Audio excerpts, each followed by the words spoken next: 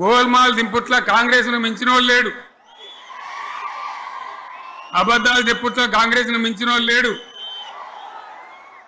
ఎన్ని చెప్పిరి ఇక్కడ ఉన్నోళ్ళు జాలరని, ఉన్న గాంధీలు లేని గాంధీలు డూప్లికేట్ గాంధీలు అంతా ఢిల్లీకి కూడా దిగిరి, చప్పట్లు కొట్టి డాన్సులు చేసిన స్టేజీల మీద. ఒకటి చెప్పిండ్రా, ఏమిత్తాడా కేసీఆర్ రైతు బంధు 10,000 ఇస్తాడు, మేము 15 ఇస్తాం చెప్పిండ్రా? చెప్పిండ్రా లేదా? చెప్పిండ్రా? ఇచ్చుడు కాదు, చెప్పిండ్రా? 10,000కు 15,000 ఇస్తామని అన్నారా? కేసీఆర్ పెన్షన్లు 2,000 ఇస్తాడు, మేము 4,000 ఇస్తాం చెప్పిండ్రా? ఇంకేం చెప్పిండ్రు? కేసీఆర్ ఇంట్లో ఇద్దరుంటే ఒకరికే ఇస్తాడు, మేము ముసలోనికి 2 ఇస్తాం చెప్పిండ్రా? చెప్పిండ్రా లేదా? అన్న మీరు మధ్యలో వాళ్ళు చెప్తలేరు, చెప్పిండ్రా? ఇవన్నీ కాంగ్రెస్ వాళ్ళు చెప్పిండ్రా? చెప్పిన వాళ్ళు ఒకసారి శైలేపట్టారు దయచేసి.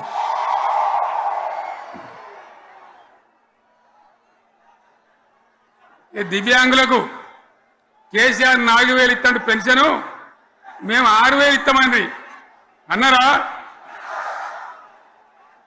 ఇక చదువుకునే ఆడిపోరగాళ్ళకు స్కూటీలు కొనిస్తామండి, కొనిచ్చారా? అన్నారైతే అన్నారు కదా. విద్యార్థులకేమో విద్యా కార్డు ఇస్తామండి, 5 లక్షల గ్యారంటీ కార్డు బ్యాంక్ కార్డు ఇస్తామండి. ఇట్లా ఎన్ని మాటలు చెప్పారు. ఇక ఉరుకురి ఒకరినికోడు ఉరుకురి 2 లక్షల లోన్ తెచ్చుకొని డిసెంబర్ 9 నాడే కథం, ఒక కలంపోడుతోనే కథం అన్నరా? అన్నరా? మరి చేసిండ్రా? చెయ్యలే. ఇక వడ్లు కొంటే ఒక వడ్లు కాదు, ఆనాడు మనమే కొనుగోలు కేంద్రాలు పెట్టి కనీసం మద్దతు ధర వచ్చేటట్టుగా, మొలకొచ్చినా తడిసిపోయినా రంగు మారినా రైతులు కాబట్టి మన బిడ్డలు కాబట్టి గవర్నమెంట్కు 500 కోట్లు నష్టం వచ్చినా సరే మొత్తం కొనురా అని చెప్పిన కొనిపించిన బాధ కాలే. వాళ్ళేం చెప్పిండ్రు? పబ్లిక్ను బోల్తా కొట్టేయడానికి మేము క్వింటాల్కి 500 బోనస్ ఇస్తాం, మక్కలకి ఇస్తాం, వడ్లకి ఇస్తాం, ప్రతి పంటకి ఇస్తాం చెప్పిండ్రా? ఇటువంటివి చెప్పుడే కాదు, వీటితోని ఇంకొక 420 హామీలు చెప్పారు. వాళ్ళ నోటికి మొక్కాలి. కళ్యాణ లక్ష్మి కేసీఆర్ 1,00,000 రూపాయలు ఇస్తాడు, మేము వస్తే తులం బంగారం కూడా కల్పిస్తామండి అన్నారా? ఏమన్నా నత్తందా? ఇక హామీలు ఇచ్చుడు కాదు, పెద్ద పెద్ద బుక్కులు వంచి ఊరూరికి వంచారు. సిగ్గులేక ఊళ్ళ పంట తిరిగి బాండ్ పేపర్లు రాసిచ్చారు, బాండ్ పేపర్లు ఇంటింటికి తిరిగిండ్రు చెప్పిండ్రా? చాలా మంది అడిగిండ్రు. మరి మీరు అడ్డగోలు చెప్తున్నారు, అడ్డం పొడుగు చెప్తున్నారు, ఎటువంటి అడ్డ చెప్తున్నారు, యాడికెళ్ళి ఇస్తారా భయ అని అడిగారు, పేపర్ వాళ్ళు అడిగారు. ఇప్పుడు ఆర్థిక మంత్రి ఉన్నాయన టీవీలలో చెప్పిండు, ఆయన ఇస్తాం చేసి చూపిస్తాం, మాది పేద పార్టీ, 120 ఏళ్ళ అనుభవం ఉన్న పార్టీ, మమ్మల్ని మించిన సిపాయిలు లేరు అని ఒకటి జబ్బలు తెరిచే, ఒకటి మెడలు తెరిచే డైలాగులు కొట్టి మేము ఇచ్చేస్తామన్నారు. ఇచ్చిండ్రా? ఇయ్యలే. రుణమాఫీ చేయలే. మధ్యలో పార్లమెంట్ ఎలక్షన్ వచ్చినాయి. గౌరవ మాజీ ముఖ్యమంత్రి గారిని కొన్ని అడగదలుచుకున్నాను, గుర్తున్నాయి వాటిని కొన్ని చాలా స్పష్టంగా చూశాను. ఏదైతే మీరు పెట్టిన ఏ స్కీములని ఇందిరమ్మ ప్రభుత్వం వచ్చిన తర్వాత తీసేసిందండి? మీరు పెట్టిన స్కీములనే కాకుండా ఇంకా మరిన్ని స్కీములు పెంచి రాష్ట్ర ఆర్థిక పరిస్థితి ఇబ్బంది ఉన్నా వాటిని తడపాయించుకొని తల తాకట్టు పెట్టి పేదవాడి ప్రభుత్వంగా ఈ ఇందిరమ్మ ప్రభుత్వం ఈనాడు పనిచేస్తున్నది మీకు కళ్ళకి కనిపించిన కబోజులాగా నాకేమీ కనపడలేదు అని తెలంగాణ యాస భాషలో మాట్లాడినంత మాత్రాన తెలంగాణ ప్రజలు నమ్ముతారు అనుకొని మళ్ళీ మనమే అధికారంలోకి వస్తున్నాం, ఇంకా రాబోయే 2.5 సంవత్సరాల్లో మళ్లీ మందే అధికారమని మళ్లీ ఎందుకు తెలంగాణ ప్రజలను మభ్యపెడతారు గౌరవ మాజీ ముఖ్యమంత్రి గారు? ఏదైతే ఈనాడు మీరు రెండు గదుల బెడ్రూమ్ ఇళ్ల విషయమే అనుకోండి.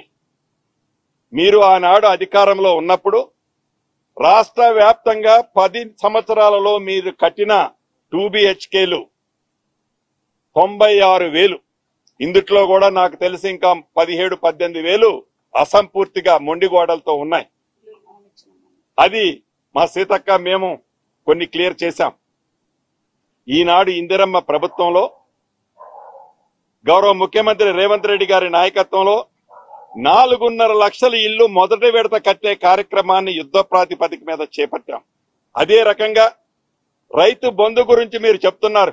రైతు బంధు ఆనాడు మీరు 2 పంటలకి ఎకరానికి 10,000 ఇస్తే ఆర్థిక పరిస్థితి మీరు కొల్లగొట్టిన కారణంగా ఆర్థిక పరిస్థితి బాగలేకపోయినా 12,000 రూపాయలు అంటే 6,000 ప్లస్ 6,000 12,000 రూపాయలు నువ్వు 10,000 ఇస్తే ఇందిరమ్మ ప్రభుత్వంలో 12,000 ఇచ్చే కార్యక్రమాన్ని ఈనాడు చేపట్టి తల తాకట్టు పెట్టి కడుతున్నాం, ఇస్తున్నాం.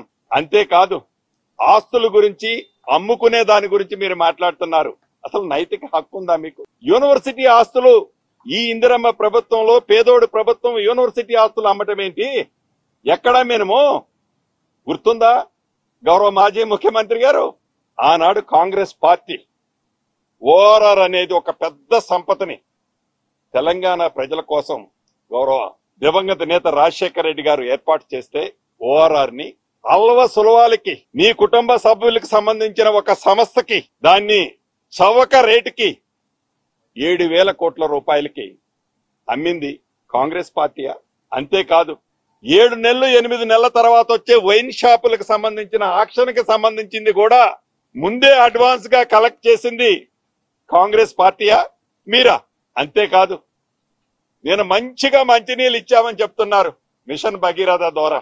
మీరు మంచినీళ్ళు ఇచ్చారో లేదో తెలియదు కానీ తెలంగాణ సంపద 39,000 కోట్ల రూపాయలని మిషన్ భగీరథ అనే ఒక ముసుగుతో కొల్లగొట్టి మా అక్క సీతక్క మంత్రి అయిన తర్వాత సర్వే చేపిస్తే రాష్ట్ర వ్యాప్తంగా 32% ఇళ్లకి ఎప్పటికీ మంచినీళ్లు రావట్లే. అది మా ఇందిరమ్మ ప్రభుత్వం వచ్చిన తర్వాత ఆనాడు మీరు చేసిన తప్పులన్నిటినీ సరిదిద్దుకుంటూ స్థానికంగా ఉన్న వనరులన్నిటినీ ఉపయోగించుకుంటూ మంచినీళ్ళు ఇచ్చే కార్యక్రమాన్ని ఈ ఇందిరమ్మ ప్రభుత్వం చిత్తశుద్ధితో ఈనాడు చేస్తుంది. ప్రతి కార్యక్రమం అది మీరు మంచి కార్యక్రమా చెడ్డ కార్యక్రమంగా కాదు. కళ్యాణ లక్ష్మి షాదీ ముబారక్ మీరిచ్చారు, మేమిస్తున్నాం. ఎస్ బంగారం ఇస్తానన్నాం. యాడ నువ్వు ఏముంచి నువ్వు నిధులు ఏమని ఉంచితే కదా పేదోడికి ఏదన్నా పంచాలని మాకు తాపత్రయం ఉంది. ఏడన్నాడు డబ్బులు ఉంచితే కదా నువ్వు వీలైనంత కొల్లగొట్టుకుంటూ నువ్వు పోతే డెఫినెట్ గా ఈ ప్రభుత్వం చిత్తశుద్ధితో అన్న ప్రతి మాటని నెరవేర్చుద్ది. ఇంకా ఏదేదో కాంగ్రెస్ పార్టీ చేసిన మంచి ఒక్క మంచైనా నువ్వు చెప్పావా గౌరవ మాజీ ముఖ్యమంత్రి గారు?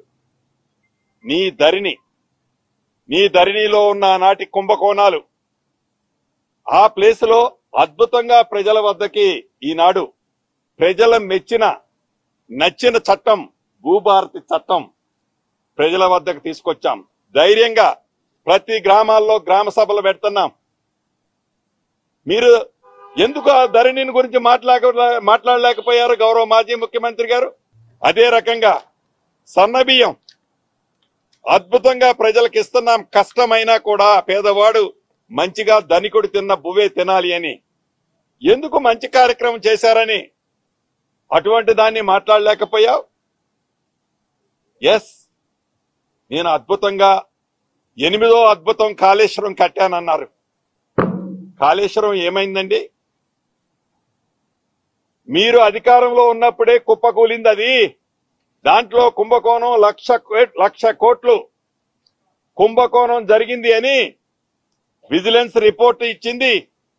కేంద్ర ప్రభుత్వ సంస్థ రిపోర్టు ఇచ్చింది. రాబోయే రోజుల్లో స్పెషల్ కమిషన్ కూడా రిపోర్టు తప్పకుండా ఎంక్వైరీ చేస్తుంది. దాని మీద కూడా రిపోర్టు వస్తుందని ఆశిస్తున్నాం. అంటే అటువంటి కాళేశ్వరంలో జరిగిన అవినీతిని గురించి మీరు ఎందుకు మాట్లాడలేకపోతున్నారు?